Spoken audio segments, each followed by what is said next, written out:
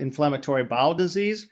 And, the simple notion is, if, people that have colitis or Crohn's and they may be taking Humira or Remicade, these are therapies against TNF alpha, tumor necrosis factor alpha, which is an inflammatory factor that drives destruction of epithelial cells.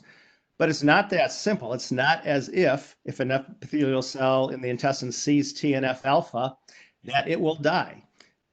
What is required is a complex interplay of many factors that are produced by immune cells, and it's only the combination of the immune cell factors and the TNF alpha that actually end up destroying the epithelial cells. Those immune cells, which ones are there and what factors they make, are regulated by the tissue cells. So the tissue cells govern what immune cells are there. The immune cells actually govern the response to the TNF alpha. So there's this very interesting choreography that says what happens in the tissue is governed by the immune cells, but that's governed by the tissue cells, and you have this vicious cycle. Next slide. This is the other side of the coin.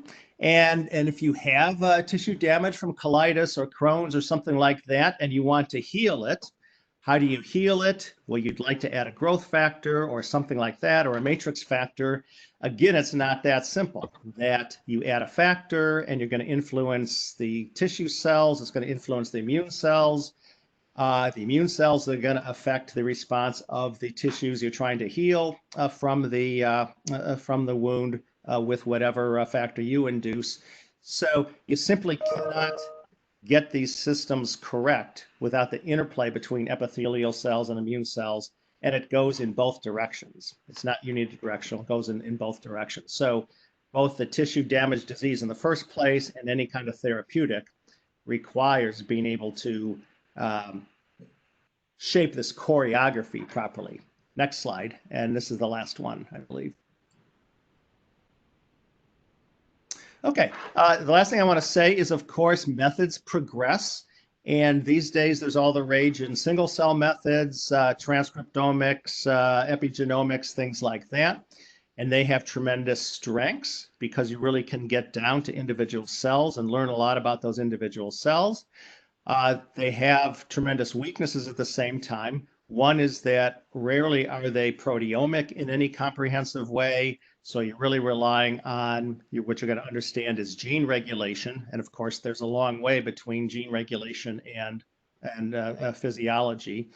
And secondly, as of right now, what you need to do to isolate the cell types for these studies strongly distorts what's there. What you end up measuring isn't what was actually there in the tissue. You've very, very substantially distorted it. So you've got to take whatever you find out from your measurements then with a huge, huge, huge grain of salt.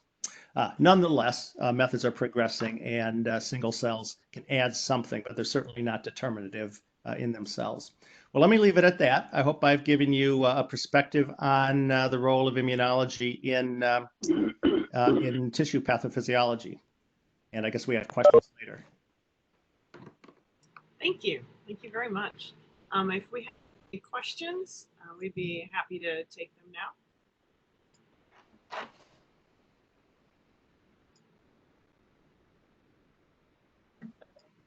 Dick, I'll just ask you one, and it's kind of an open-ended question, but I just wanted to get your opinion on how systems biology methods could help us to determine, for example, the right level of complexity to include in an in vitro model of a particular disease process.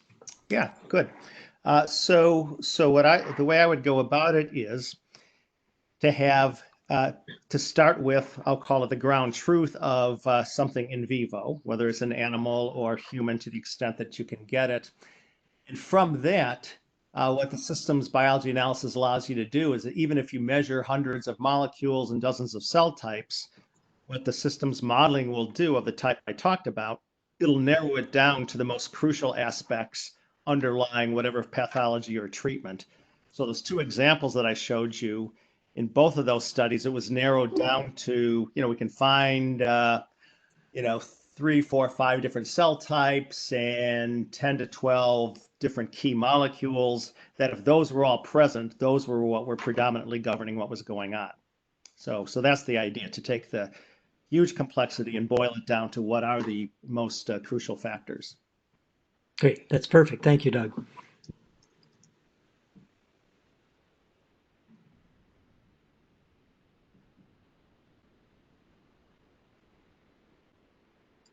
Nobody else? Oh. It's a Do you hear quiet me? group today. Hello? We can hear you Do you talking. hear me? Yes. I liked your last slide because I feel like immunology has been really driven lately by the single cell methodologies. And wondering, since this is an M-CELS group that's really interested in recapitulating multicellular interaction, if you could comment a little bit about combining these single cell techniques with ones that retain spatial organization, and how we can think about that moving the immunology field forward. Yes, super. So yeah, the more you could do without having to pull cells out from their spatial organization, and there's definitely some cutting edge techniques. Some of it's proteomic. It's essentially mass spec or some fluorescent in situ, and you can do dozens of things.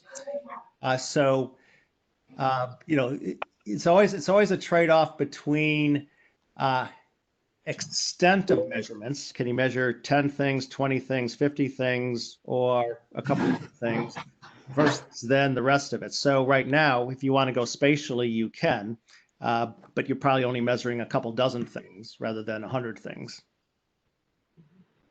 But so it's, you know, it's a trade-off.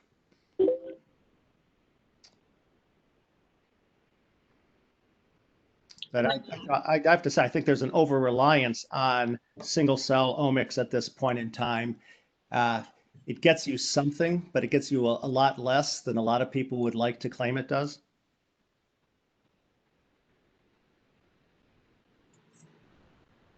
And then I think Tahir, were you trying to ask a question? Yeah, do you hear me? I'm unable to use my computer audio. We can hear you, Tahir. Oh, okay, very good. Very good. So question is, you mentioned about the data-driven leading towards machine learning approaches. But that would mean that we would need a lot of in vivo data, let's say from different patients. But that each data depends on the patient's history or the subject's history. So how do we go about in doing somewhere in between the reductionist model and this data-driven approach? Well, it's not as desperate as that may seem, because even though it depends on history, what depends on history is what the present state is. So if you're capturing the present state, it's the state of the pathology or it's the state of response to treatment, and that presumably, to me, is what you're trying to capture with ex vivo constructs. And you're not going to reproduce the history in time. What you're going to try to reproduce is the context that you're dealing with. So, I mean, there's still tremendous heterogeneity among patients. And so you certainly have to have multiple samples. The nice thing about the machine learning math is you're not trying to get a precise average, that you get that average patient. The nice thing about machine learning, it treats each subject on its own, and it looks for the variation, and there's variation among different subjects, but it finds what key aspects of the variation really matter. So it turns out that these methods are much more efficient at getting information out of these measurements than you might expect from traditional methods.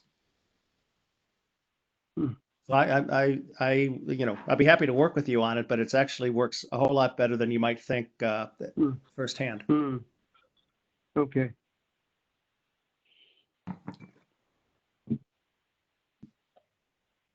Doug, maybe just to follow up on that, are there data-driven approaches now that take into account the time dependency? In other words, can you get time series data and use that to make a more powerful or more predictive model? Yeah. There's mathematical methods, and of course the getting the time points is the hardest thing, because you decide either do one of two things. If you're going to follow individual subjects, whether they're people or mice or primates, then there's restrictions on how invasive that can be, right? As opposed to endpoint measurements. But if you're not using the same subjects over and over again, and you say, well, I've got one cohort I'm looking at 1 week, and another cohort at 2 weeks, and another cohort at 3 weeks, now you've got to figure out statistically how to match up those trajectories when they're not the same individuals.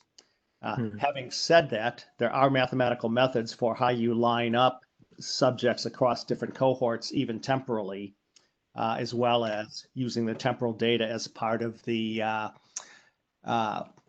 this means just called the latent variables that have to do with the covariates, that it's not only the values of the measurements, but it's their time courses. So yeah, there's mathematical methods for both of those.